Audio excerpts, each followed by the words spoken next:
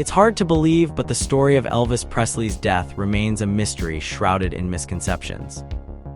People often think they know what happened. Elvis took too many pills and it killed him, but the truth is far more complex. Let's dive into what really might have happened to the king of rock and roll. When someone takes massive amounts of medicine and doesn't die, it puzzles most people. They assume the person must be a hardened drug addict. But here's a crucial point. When someone becomes tolerant to a drug, their brain kind of shuts down those receptors. Think of it like locking the door to your house so tightly that even if you throw all the keys inside, you can't get in. The medicine can't reach its target in the body, so it doesn't work, even if lots of it is present. Doctors know this and try to avoid prescribing medications for too long to prevent this from happening. But let's say a person does build up this tolerance. Just because their body isn't reacting to the drug doesn't mean they're high. Side effects might make them feel sick or stupid, but that's not the same as overdosing. Dr. Marijan, a seasoned doctor with years of experience, agrees. You can't just look at drug levels and say someone overdosed, he explains.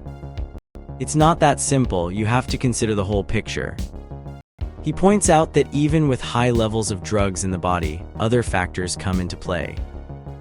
If Elvis had all those pills in him and was symptomatic, how could he even make it to the bathroom, he asks. This highlights the importance of understanding more than just the raw numbers in a body. Dr. Marijan emphasizes that interpreting data is key.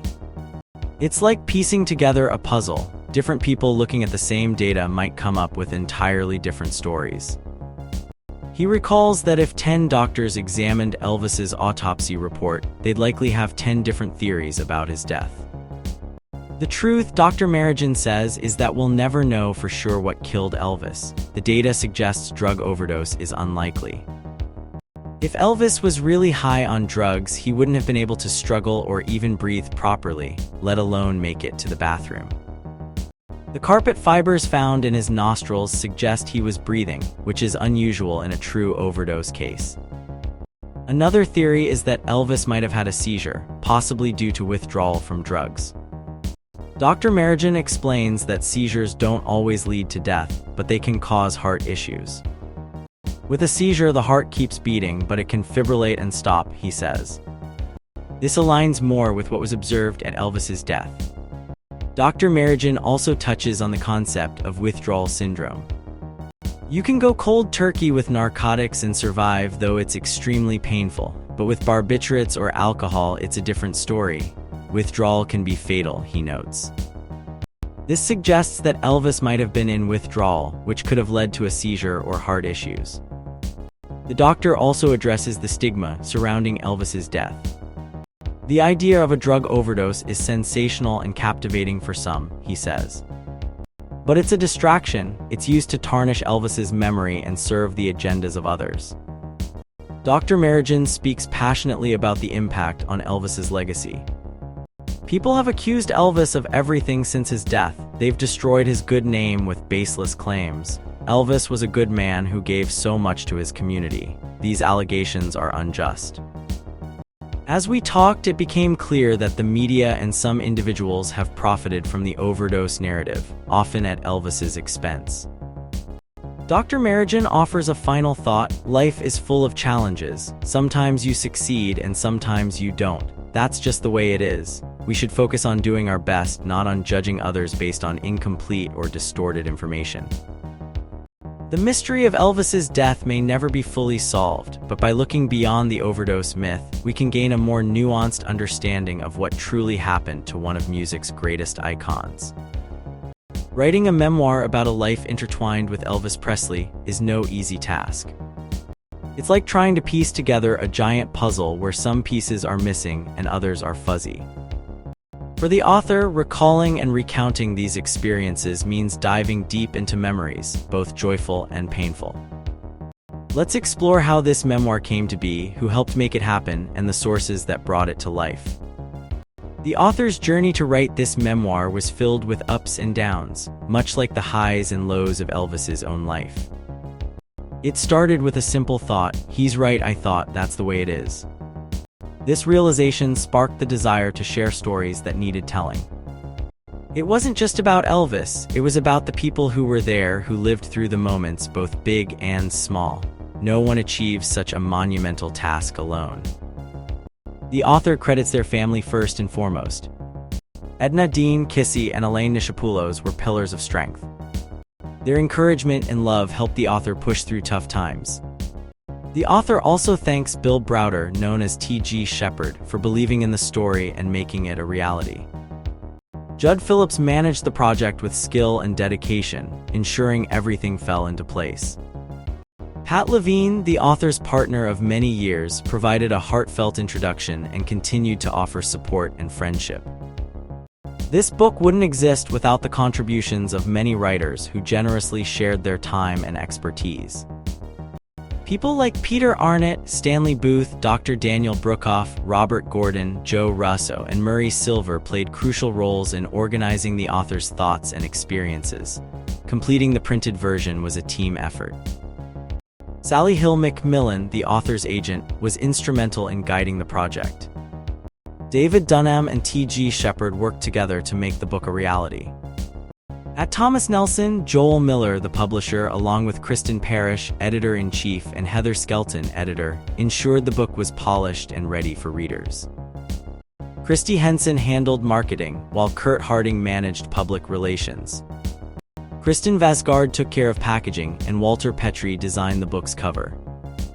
The author also thanks Janine MacIver for her meticulous copy editing and project management, and Rana Zinn from Virtual Marketing for her expertise as a proofreader.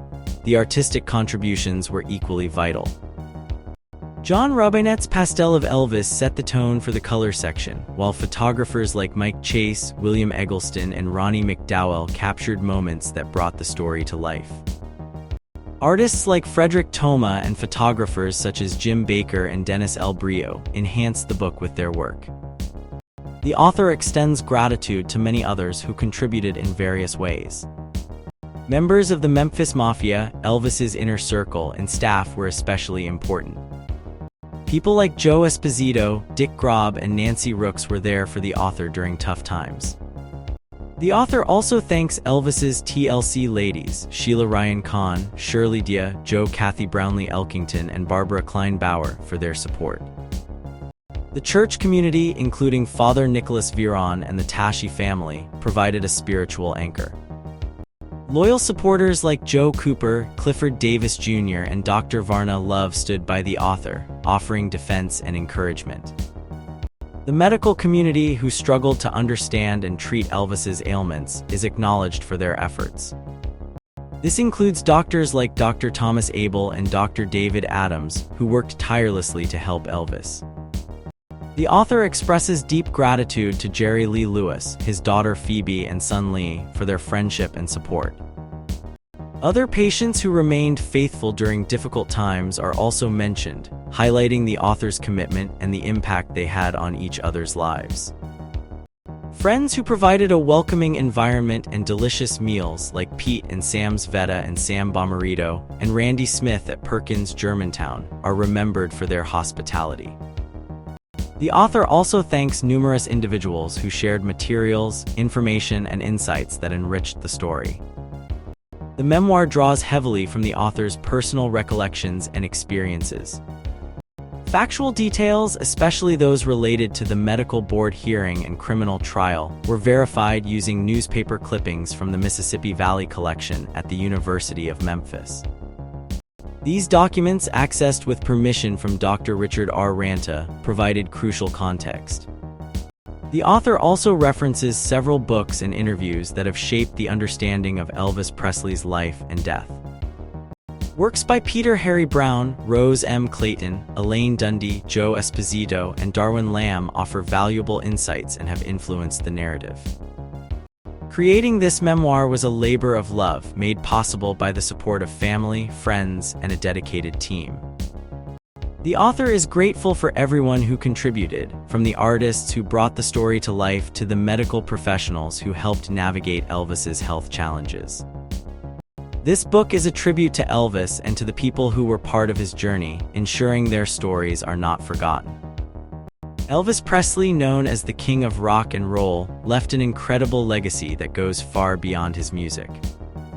After his death in 1977, many books and interviews tried to understand who Elvis was and what happened to him in his final days. Here's a look at some key works that delve into his life, death, and the mysteries surrounding them. Albert Goldman wrote one of the earliest detailed biographies, Elvis, published in 1981. This book offered a comprehensive look at Elvis's life, from his humble beginnings in Tupelo, Mississippi, to his rise to fame and eventual decline. It sparked debates about the accuracy of some claims, but it remains a significant work. Alan Fortes focused on Elvis's later years in From Memphis to Hollywood, published in 1992. This book explored how Elvis's life changed after moving to California and the impact it had on his health and career. Neil and Janice Gregory co-authored When Elvis Died in 1992, which provided a detailed account of the events surrounding Elvis's death on August 16, 1977. The book included insights from those close to Elvis, adding a personal touch to the narrative. Dick Grob wrote The Elvis Conspiracy in 1996, suggesting that Elvis might not have died naturally. This book fueled conspiracy theories about his death, which continue to intrigue fans and skeptics alike. Peter Guralnick offered a deep dive into Elvis's early life and rise to fame with Last Train to Memphis, The Rise of Elvis Presley in 1994. This two-part series is often praised for its vivid storytelling and insight into Elvis's formative years. Grail Marcus explored the cultural impact of Elvis in Dead Elvis, a chronicle of a cultural obsession, in 1991. Marcus discussed how Elvis became an icon and the ways his image was used and reinterpreted over time.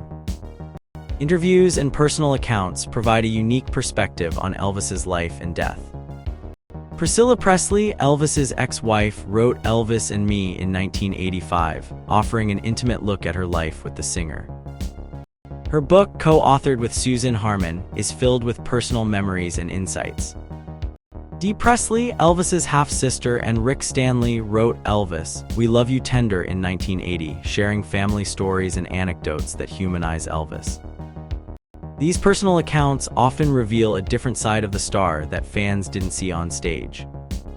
Nancy Rooks, a former maid at Graceland, wrote Inside Graceland, Elvis Maid Remembers in 2005. Her book provides a behind-the-scenes look at life at Elvis's mansion, offering a unique perspective on his final years. Tish Henley and Dr. George Nishapoulos conducted an interview with Judy Howell in 2009, which was recorded and later shared. These interviews often capture candid moments and lesser-known stories about Elvis and those around him. Many books and interviews have delved into the mystery of Elvis's death. Charles C. Thompson II and James P. Cole wrote The Death of Elvis, What Really Happened in 1991, presenting a detailed investigation into the official cause of death and suggesting alternative theories. Dick Grob also contributed to the conspiracy theories with The Elvis Conspiracy in 1996. This book compiled various theories from medical mishandling to foul play, keeping the debate alive. Dr. George Nishapoulos, a close friend and physician to Elvis, was involved in several interviews and discussions that explored the medical aspects of Elvis's final days. These conversations often shed light on the health issues Elvis faced and the treatment he received. Official documents and letters also provide valuable insights. David B. Adams, a PhD in psychology, wrote a letter in 1990 analyzing Elvis's death from a psychological perspective. Yarnell Beatty, the Associate General Counsel for the Tennessee Department of Health, wrote a letter in 1999 discussing the legal aspects of Elvis's medical treatment. These letters and statements often contain official viewpoints and can help clarify or complicate the narrative surrounding Elvis's life and death. Elvis Presley's legacy is rich and multifaceted, with countless books, interviews, and personal accounts trying to capture his essence. From biographies to conspiracy theories, each piece adds a layer to our understanding of the man behind the music. Whether you're a longtime fan or new to Elvis's story, these works offer a glimpse into a life that continues to captivate people around the world.